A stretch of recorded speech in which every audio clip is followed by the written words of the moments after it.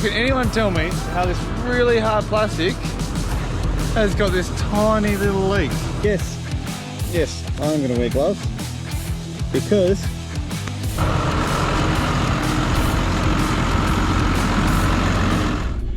good morning. It's another good morning. It's cloudy, but it's still a good morning. So I'm just going to go to the tractor now. I thought I'd just recap on that barley that we baled about a week ago. Someone asked me while they're here, Jeremy asked me when he was here wrapping, whether or not this would come back.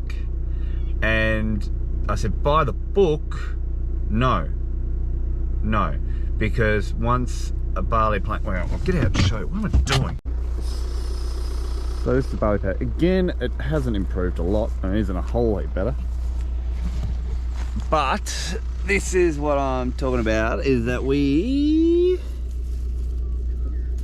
cut. So I don't know whether these are, yeah, this looks like new shoots from the bottom. So it's not the original shoots that we cut off, because the principle is, once this starts growing upright like this, and you can find a little bump along the stem, that's called a node. And now once that node, so flip that off, that there is a node. Once that node is up and you cut below that, that plant is like, well, I'm done, I'll stop. But yeah, there's a plant there that's got, I don't know, 10 other leaves coming on through it. I'm not going to cut it again, I'm not. I think I need to get some cattle over to this block and get things happening here by just grazing it. Again, it's not going to be great quality, but I've done enough dough with this little paddock. I shouldn't, just keep throwing money at it. There's a little bit of stuff here to pick at. All good. Right, let's go pick up the tractor. It's been coming in all night. A lot of farmers that have irrigation will go on to say that you get this weird feeling when you come into a paddock. You're just hoping and praying that that irrigator has been moving all night. And when you see that it has, it's such like an elation. But when it hasn't, oh, it's the worst. It is such a sinking feeling. Probably it's not the worst on pasture, but on crops, yeah, it's not nice. Because it's usually like 8 hours between your time that you check them. Yeah, in this case it's 10 hours since I've been here. Whew. Elation!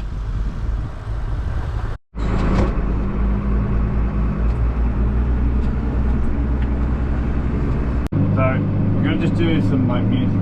No, not music chairs, but still, we're going to shift some irrigators around.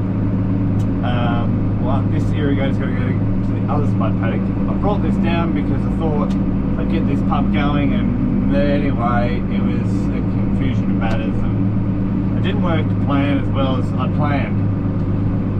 So we've brought the other irrigator that generally sticks out here, brought that out, and now we'll take this one back over there. And I should explain that I'd love another tractor. Can't afford another tractor, but love another tractor just to do this, just to stay out here, because it's about 15-20 minutes from home, just to stay out here so I could move the irrigators and then put the spray unit on or the spreader on. But I can't. I've only got one tractor and I've got to sort of shuffle it around. One tractor for this purpose, one tractor that'll go up the SPUD rows. The other tractor, the Class, it's on really wide tyres. I think the back tyres are like 600 or something, where these are 480s, so they're a bit narrower. And yeah, that's the deal. Anyway, this has got a quick hitch on it because, like you would have seen, none of my irrigators have very good jacks, and so I'm better off being the jack, lifting it up with my 3-point linkage.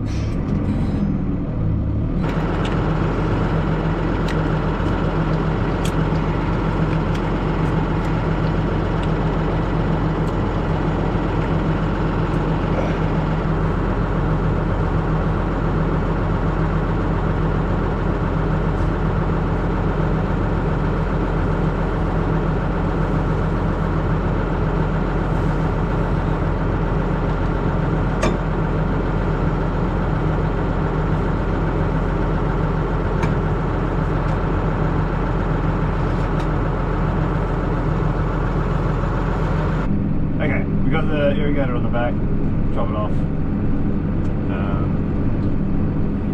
Yeah, then we'll go grab the spray unit from home, go fill up with water, chemical, and go spray. Okay, so we're going to leave this half set up just on the corner of the paddock so I can spray the rest of that paddock. Now, can anyone tell me how this really hard plastic has got this tiny little leak? It's like a square little edge cut. How has that happened? Oh, we'll pretend it hasn't happened. There we go.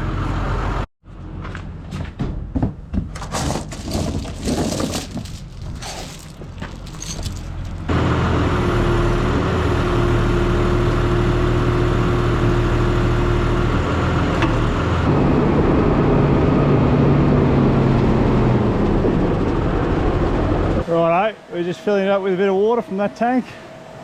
There's actually two ways to fill this little sprayer. Like that. No, three. Oh, there's probably more. Amazon people will school me about it later.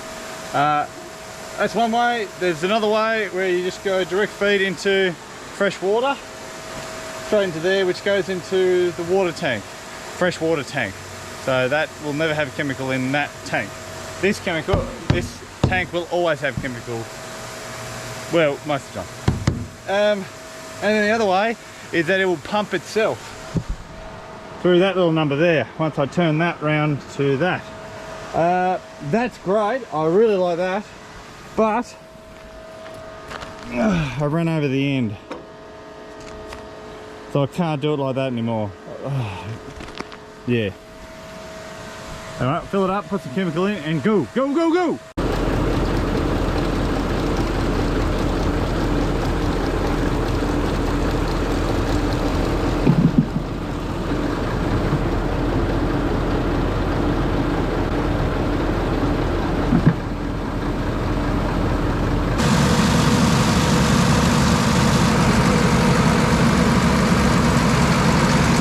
Right, we're out in the spuds. Before we spray, I thought I'd better just have a bit of a quick little look and dig and see before everything gets coated in sprays. So yes, I'm going to wear gloves, because I'll tell you why. Because you don't know the pain. Well, unless you do know the pain, unless you know the pain of what it's like to dig up potatoes and then just get your fingernail underneath the potato and peel the skin under your fingernail. Do you know what pain is? It's happened before, and I try not to let it happen again. Anyway, let's look at the spuds. So we've got, we'll get away from this one here. This is quite a sandy bank up the top here. So this is one plant here. This one has 3 stems. They can do anything from 1 to, some varieties probably up to 10 stems. More stems, usually more spuds. That looks pretty dry to me. Ugh. So that's what we're looking at. Cool. It's usually a bit easier with a fork. Get under there, come on. Anyway, there's a few more under there. I just can't get to them because my fingers are weak. Yeah, not too shabby. Not too shabby. You'd eat them if you're desperate. So these are Russell Burbanks grown for Simplot. These are one day be chips, like hot chips. Better also explain that what we're doing spraying now, and we are spraying for blights, Irish, and was it late blight? Early blight? Late blight and early blight, and Irish is one of them. Irish is the late blight that actually comes in early. That's why I like the way Irish is named. Anyway, let's get in the spray!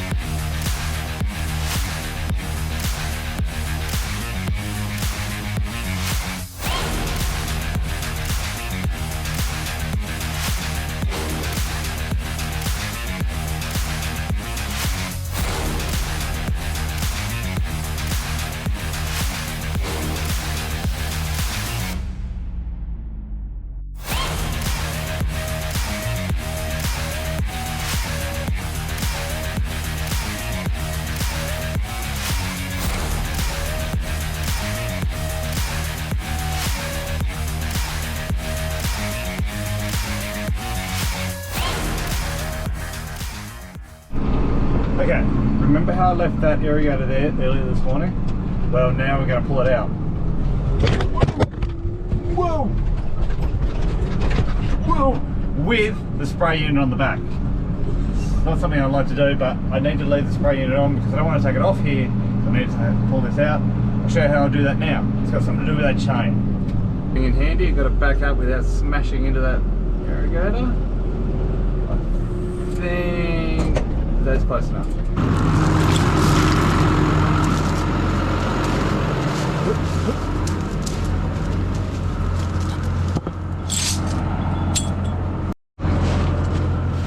Okay, take.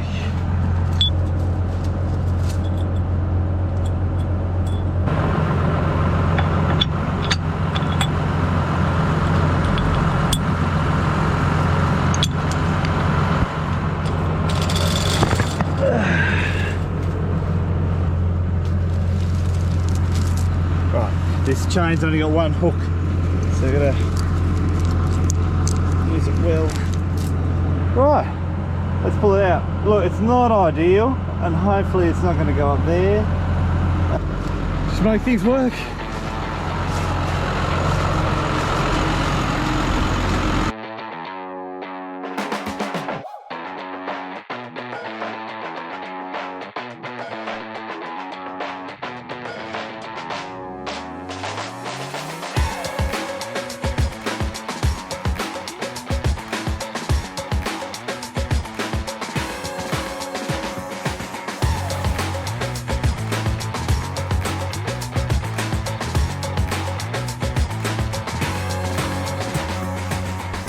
Work the charm.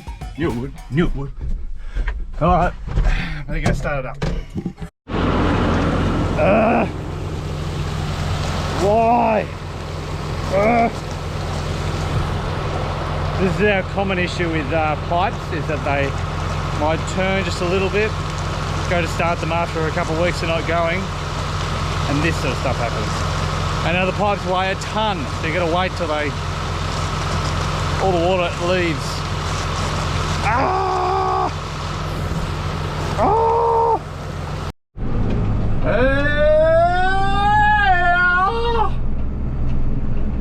Can I get a... Oh yeah! Yes! That is going. Now you're probably wondering, why did you pull it out at the bottom like that, across the spud rows, across the way that you sprayed it? Now I only do it for that run because this paddock's so long. It's about 420 metres, and my hard hose, that orange one over there, is only 350 metres, so it won't actually make the whole distance. So that is why I do that one at the bottom, and let's say that'll get like 70 odd metres, which is about right for a throw of an irrigator. So we'll get the 70 metres there, so 70 minus 420 is 350. And that's the full length of what that irrigator will pull out. So we're right on our limit, but it works. It works. You make do with what you got.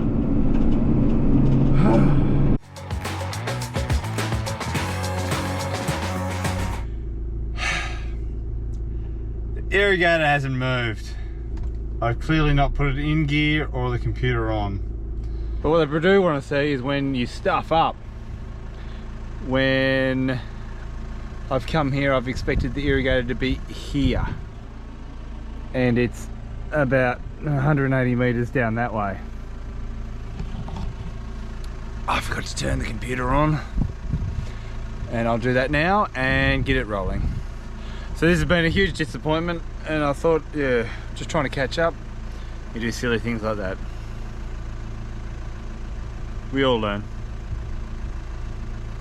But if we make the same mistake twice, then we don't. Pretty sure I've done this a few times now.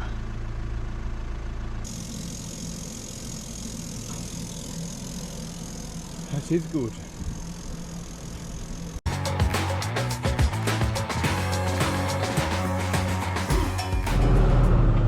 Alright, we've taken the spray unit off and we've put the quick hitch back on, because now we need to move this other irrigator. See what I mean? More tractors, more tractors.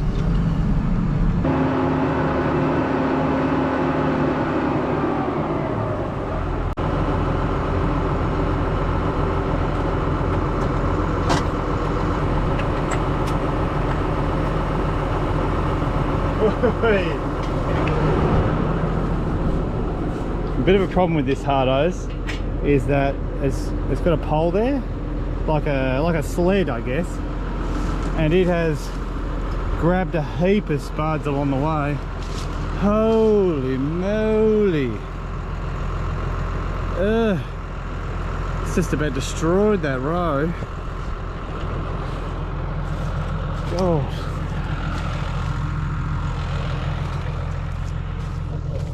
It's just, yeah, that's a pitfall.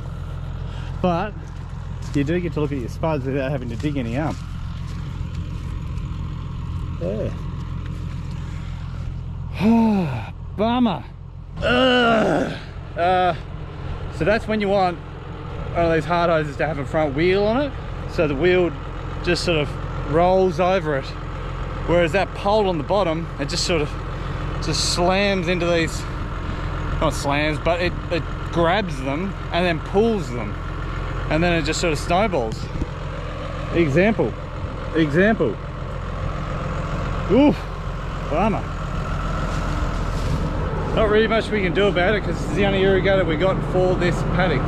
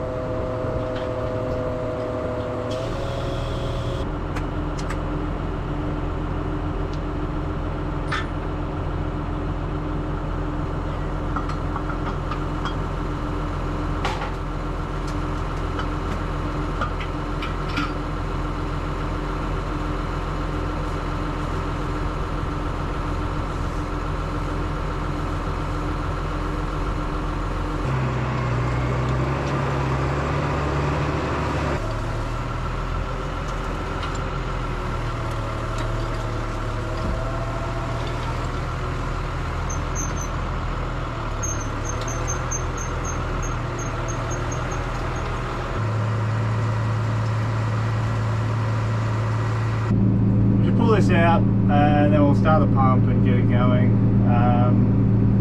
That's just a little frantic morning. These spuds look magnificent. Really excited about these ones. They are desperate for a drink. Had a few pump issues, got them sorted. So yeah, now we'll irrigate, try and catch back up. I would have liked to have done a herbicide, not a herbicide, would have killed them. Fungicide spray on this one, but because we're halfway through irrigating, I just let it get irrigated, let it dry out a little bit, and then come through with the sprayer. It's just a bit of toing and froing. That'll wrap it up though for this frantic video of morning little chores. It's not always like that, but just at the moment it is. Thanks for watching. Again, got to remember to like and subscribe, and yeah, keep the videos coming. Hopefully you guys are enjoying it. Notice there's quite a few people internationally. Very cool. A lot from Europe. So yeah, feel free to let me know where you're watching from. That'd be great. See you guys.